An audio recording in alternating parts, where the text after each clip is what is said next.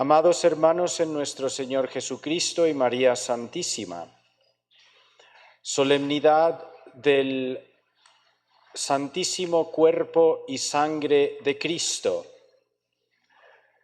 en el que nos presentamos humildes, o por lo menos queremos ser humildes delante de Jesús Eucaristía, en silencio, para habituarnos a recibir de su inmensa bondad las gracias, el amor, la esperanza, el consuelo que Él en este augusto sacramento quiere darnos.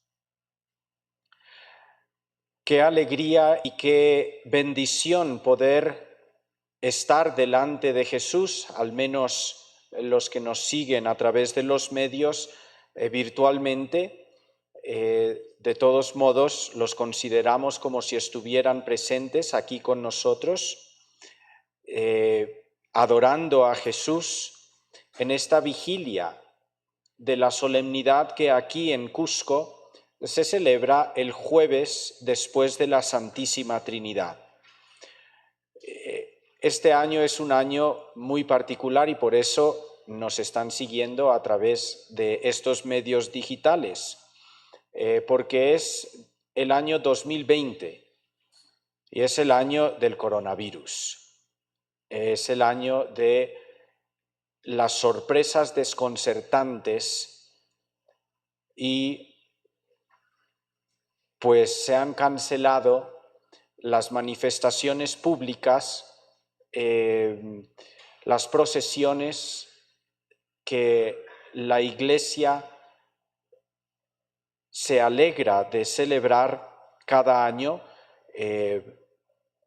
Pues bien, hagamos de esta ocasión también un momento de reflexión y sobre todo de adoración. Queridos hermanos, la Santísima Eucaristía, el cuerpo y sangre de Cristo, en la presencia real de Jesús en el Santísimo Sacramento del altar, es el centro del universo, es el centro del tiempo y la historia. Todo hace referencia a la Eucaristía,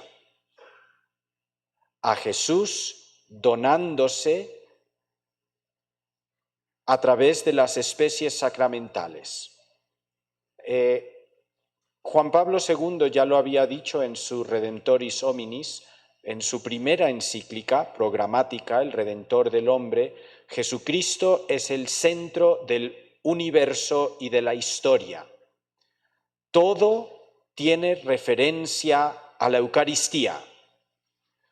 Vamos a hablar de esto porque me parece un momento importante para que nosotros crezcamos en esperanza. La Eucaristía es esperanza, porque la Eucaristía llega a tocar todo mi pasado. La Eucaristía tiene influencia sobre mi pasado. La Eucaristía en el presente me nutre, me alimenta. ¿Ven? Y la Eucaristía en el futuro va a ser la prenda de la resurrección. Queridos hermanos, tu vida, la vida de cada uno de nosotros, tiene como centro la Eucaristía. A ver si podemos desarrollar este argumento un poquito y después ver ejemplos de personas que han vivido una vida auténticamente eucarística. Auténticamente eucarística.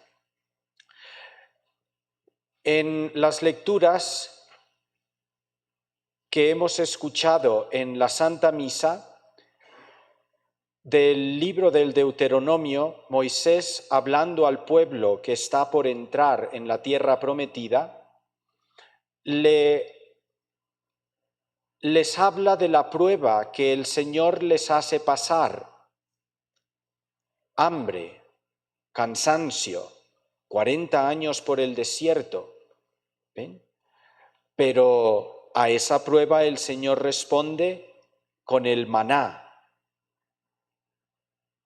con algo que proviene exclusivamente de Dios, para que aprendamos que no solo vive el hombre de pan, sino de todo cuanto sale de la boca de Dios. Y Dios ha estado hablando, Dios ha estado comunicándose desde la creación del mundo. Y cuando Jesucristo se encarna y viene a morar con nosotros y sufre su agonía, su pasión, su muerte, su resurrección, cuando instituye el sacramento de la Eucaristía, que resume todo su misterio pascual, por eso rezamos en el cuarto misterio luminoso, la institución de la Eucaristía, expresión sacramental de todo el misterio pascual. ¿Ven? Porque aquí presente, queridos hermanos, Jesucristo se hace el centro de nuestras vidas. El pasado. Cuando Jesús agoniza en el huerto de los olivos, cuando sufre las injurias y su dolorosísima pasión, está sufriendo por todos los pecados del mundo y de la historia.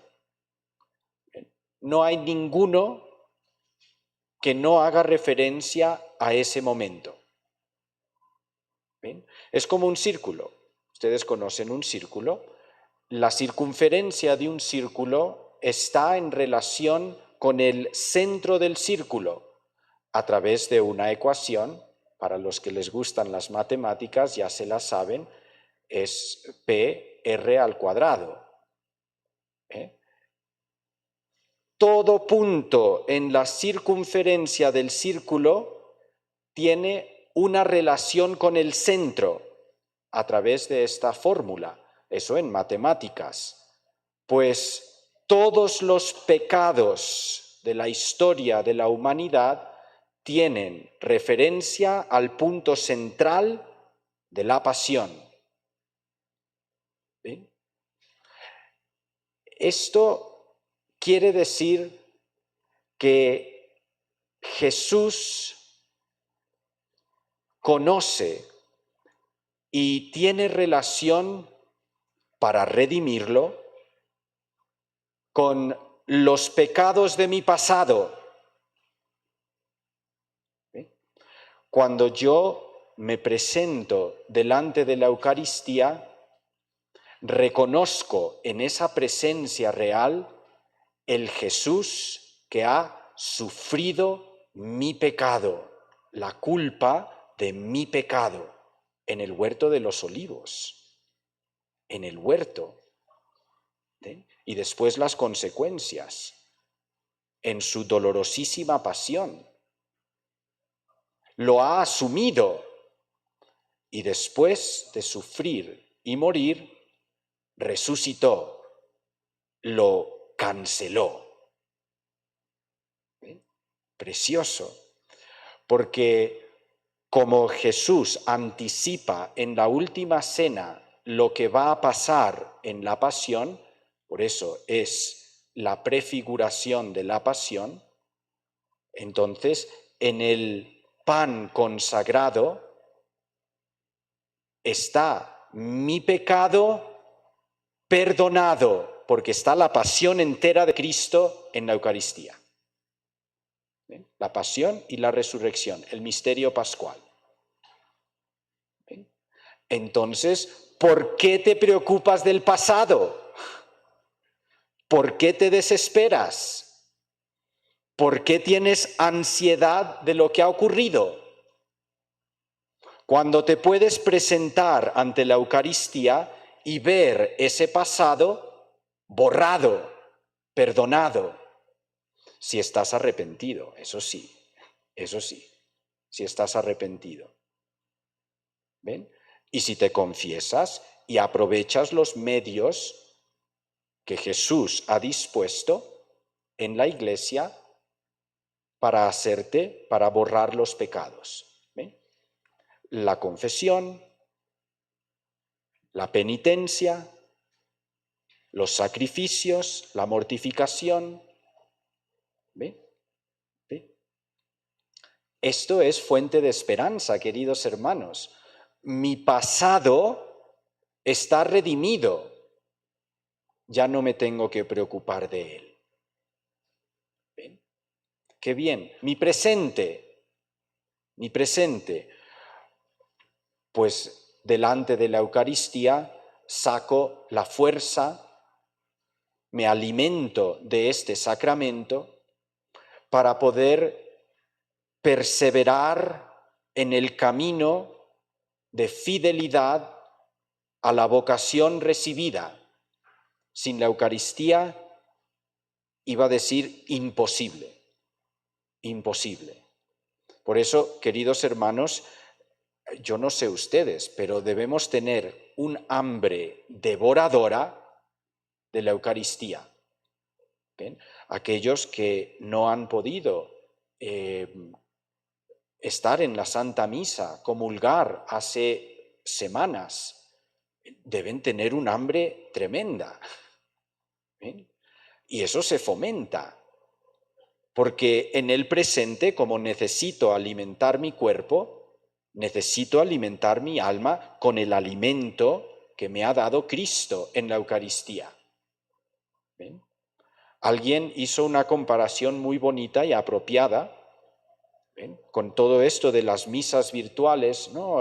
Algunos incluso de los gobiernos, no digo de qué país, en algún país en el mundo, que el mundo es muy grande, pues ¿no?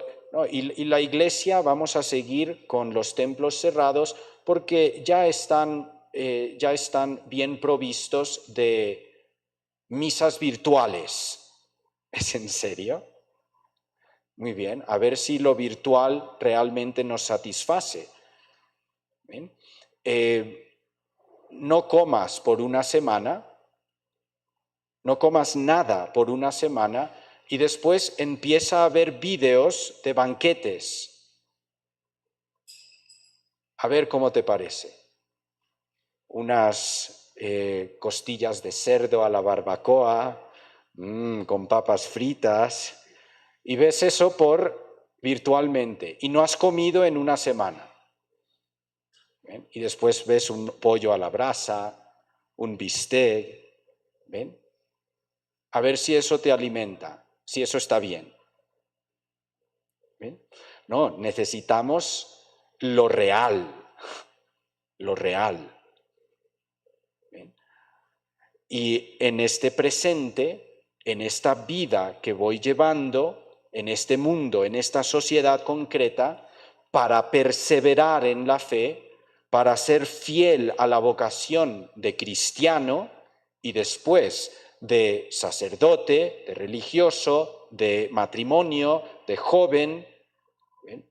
Necesito alimentar mi espíritu, mi presente, relación directa con la Eucaristía, con el cuerpo de Cristo. Tiene una relación directa con el cuerpo de Cristo. ¿Bien? Mi futuro.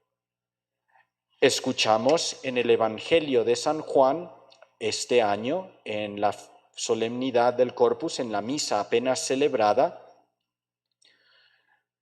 les aseguro que si no comen la carne del Hijo del Hombre y no beben su sangre, no tendrán vida en ustedes. El que come mi carne y bebe mi sangre tiene vida eterna, mi futuro, y yo lo resucitaré en el último día, mi futuro. Mi futuro tiene relación con la Eucaristía. ¿Bien? Es inconcebible mi pasado, mi presente y mi futuro sin el cuerpo de Cristo. Inconcebible. ¿Bien? Para que nos percatemos, tomemos conciencia de lo importante que es el sacramento que Jesús nos dejó en la Eucaristía. ¿Bien? Y así, queridos hermanos, con mi vida completamente en relación con la Eucaristía, vamos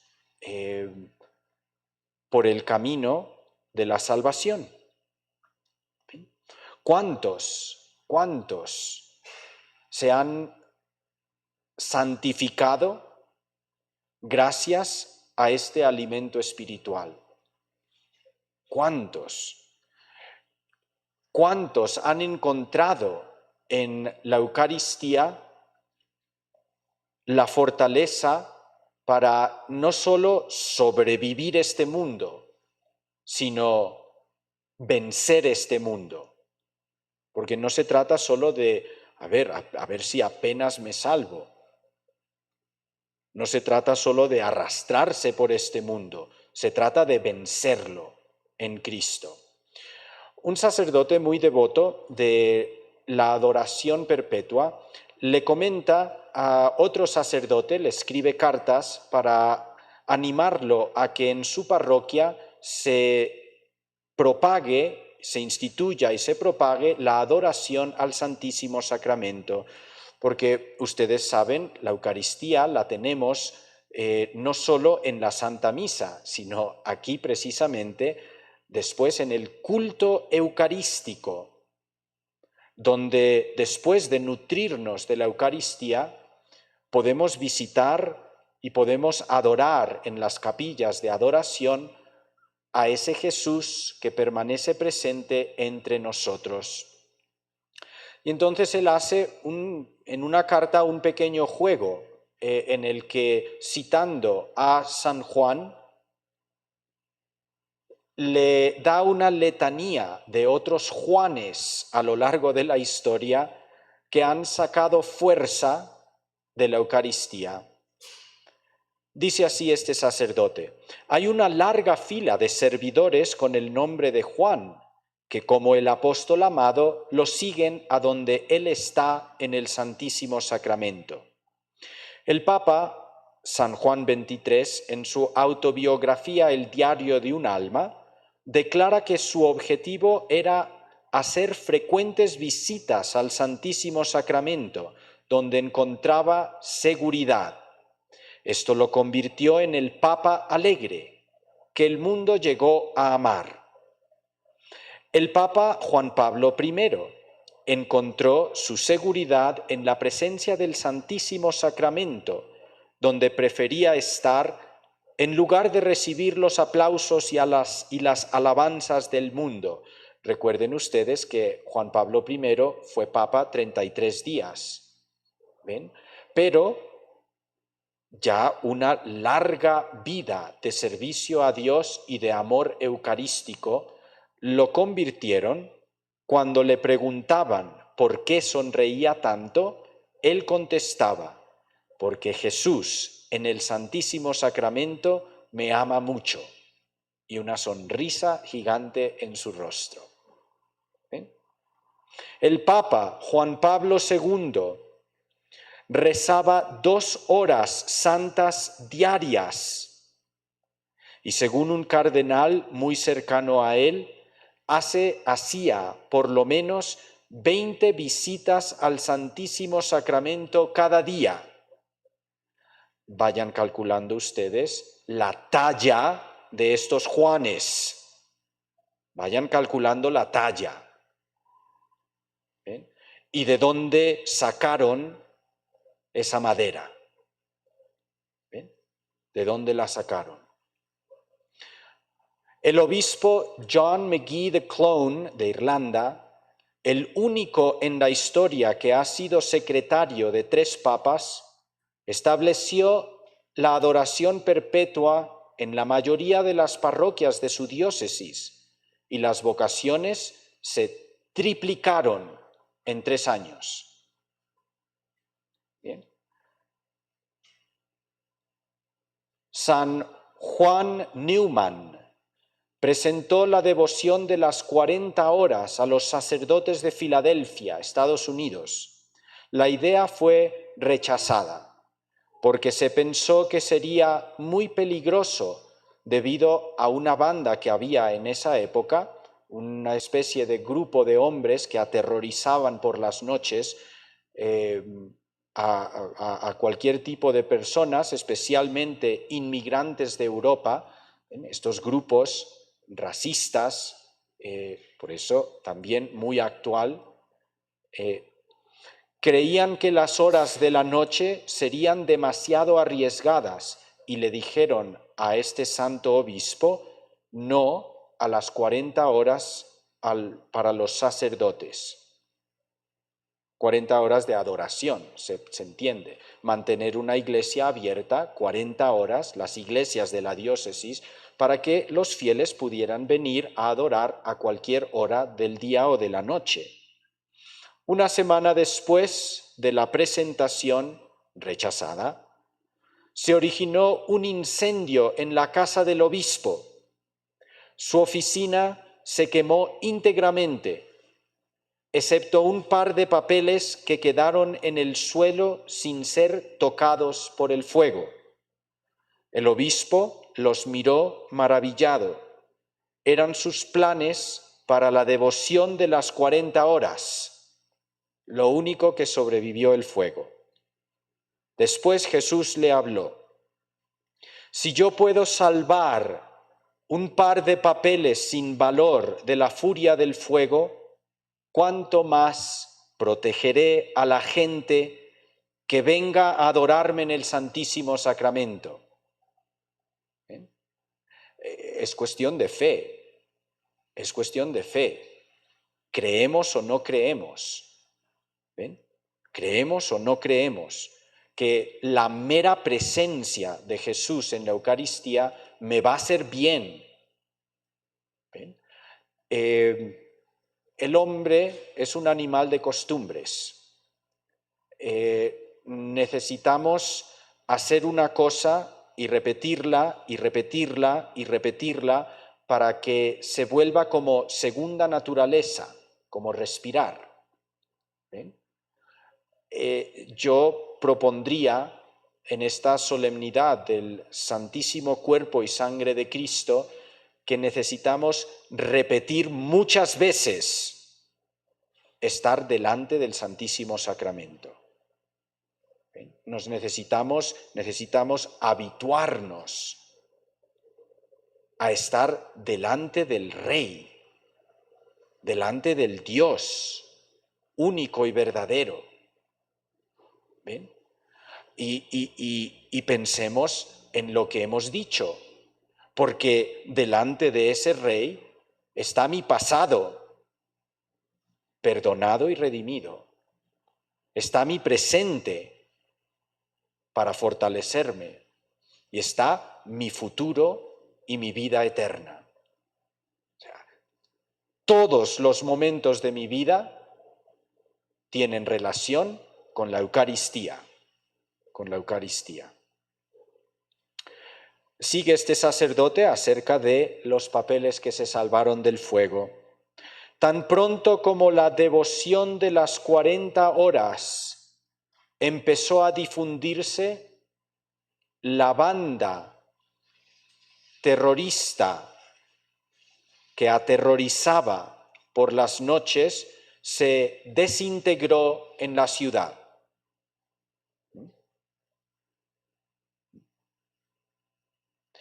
El padre John Randall, algún sacerdote bueno, devoto del Santísimo Sacramento, recibió el mismo mensaje del Señor mientras hacía su hora santa frente al Santísimo Sacramento. Abrió la Biblia en el profeta Ageo y Zacarías y leyó estas palabras: cuando estés celoso de mi gloria en el santuario, Entonces haré que las calles sean seguras para mi pueblo. El padre John interpretó el celo como adoración perpetua. Él estaba en una zona plagada de crímenes en el centro de Providence, la capital de Rhode Island, un estado pequeñito, de suyo el más pequeño de todos los Estados Unidos. Está un poquito al sur de Massachusetts. La gente se mudaba de la parroquia porque no era un lugar seguro. La parroquia se le iba a quedar vacía, fracaso total por el crimen. El obispo pensaba cerrar la parroquia cuando el padre John recibe este mensaje, esta luz. ¿Ven? Ahora es una floreciente parroquia y el vecindario se ha convertido en un lugar seguro gracias a la adoración perpetua.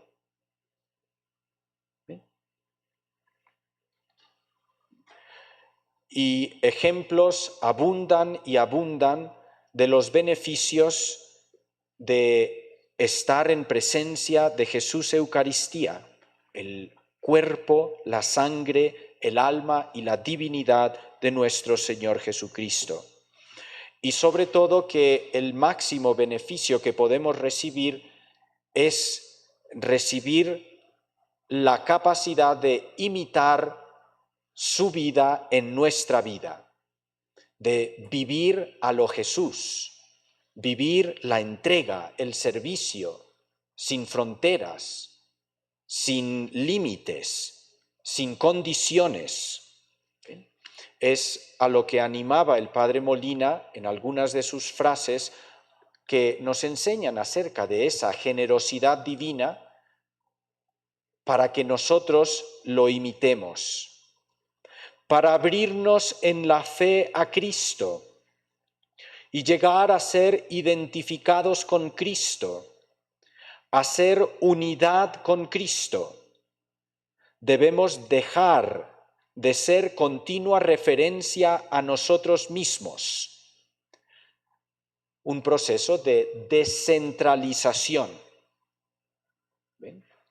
Es el proceso de la maduración de la persona humana. ¿Ven? Cuando nacemos, ustedes me dirán si el bebé es centrado en sí mismo o en los demás. Las mamás me dirán si los bebés son centrados en sí mismos o en los demás. Inconscientemente son un puñadito de egocentrismo, porque lo necesitan todo y lo buscan todo y lo quieren todo y no están pensando en los demás. Pero poco a poco el bebecito va creciendo. ¿Ven? Y poco a poco el niño se convierte en adolescente y el adolescente se convierte en joven y el joven se convierte en adulto.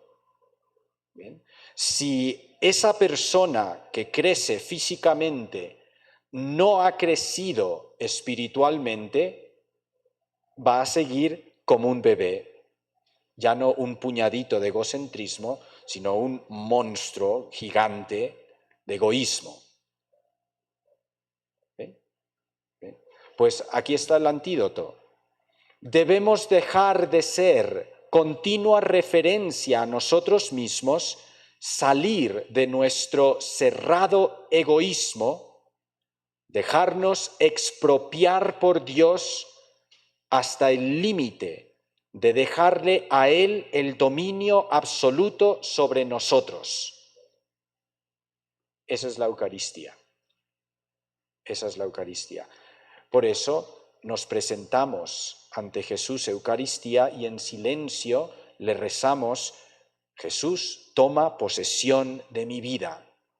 Jesús, te doy mi corazón. Jesús, Sagrada Eucaristía, vive en mí. ¿Ven? Estas son las jaculatorias, las pequeñas oraciones que hacemos en las visitas al Santísimo para que poco a poco, habituándonos a estar en la presencia de Jesús, la misma vida de Cristo se haga nuestra. ¿Bien? Se haga nuestra. Y hace una comparación el padre Molina.